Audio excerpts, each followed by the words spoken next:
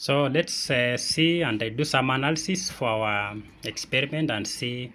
Of course, the birds they turned 10 weeks, that is 2 months and 2 weeks by Wednesday last week.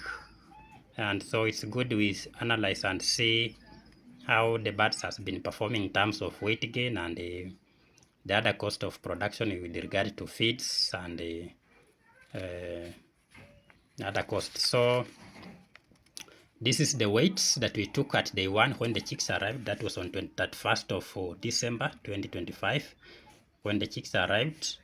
And so, of course, we can see the initial weight, the total weight, and the average weight was chicks were ranging at 7 to 38.7 grams each chick. That's the weight they were weighing at day one when they arrived. And then we have data here for chicks now when they have turned 7 days old. We're calling this data for week 1. These are the 10 samples, 1 up to 10 samples that we picked from each of these cubicles. We had 9 cubicles, and we said that we had 3 treatments. The first treatment where we are subjecting these chicks to kienyeji mash from Munga feeds for all the duration. And the second treatment, we are subjecting the chicks to starter cramps for the first 5 weeks, and then thereafter from the 6th week onwards, the birds were fed on finisher pellets.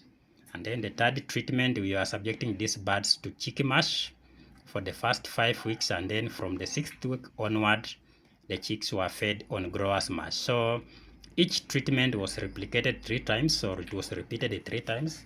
So that's why we are having 9 cubicles, and so these are the samples that were selected at random. Each cubicle, each pen had 50 chicks in the beginning. So for the 9 cubicles, it implies that we started with 450 chicks as our sample, as our population, from which then we are drawing a sample of 90 chicks per week on a weekly basis. So this data for the first week. Then we have second week as our data here. During the second week of production, you can see that like for cubicle number 1, the average weight was 198 grams. And during the first 7 days, the average weight is 105 grams. Of course, we said when the chicks came, they were weighing 37.6 grams. So we can see how the weights are increasing as weeks go by. This is data for the 3rd week. Then we have data for the 4th week.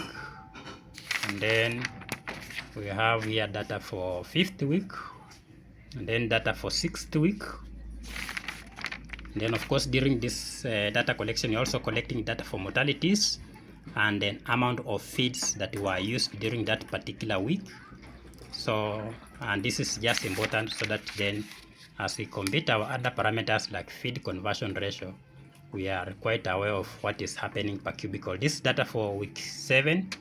We have data for week 9. Week 8.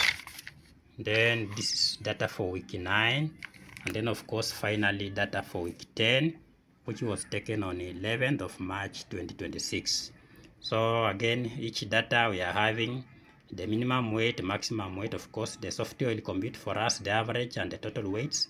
And then, of course, we are also we are supposed to capture data for the feeds that were used across the 9 cubicles, and then the mortalities that were experienced or recorded during the week. So that's the weights that have been taken for the last 10 weeks. So the next thing we are going to look at is the software data. This data, we look at it in terms of down the analysis. We want to analyze some parameters and see how we can compare these 3 types of feeds.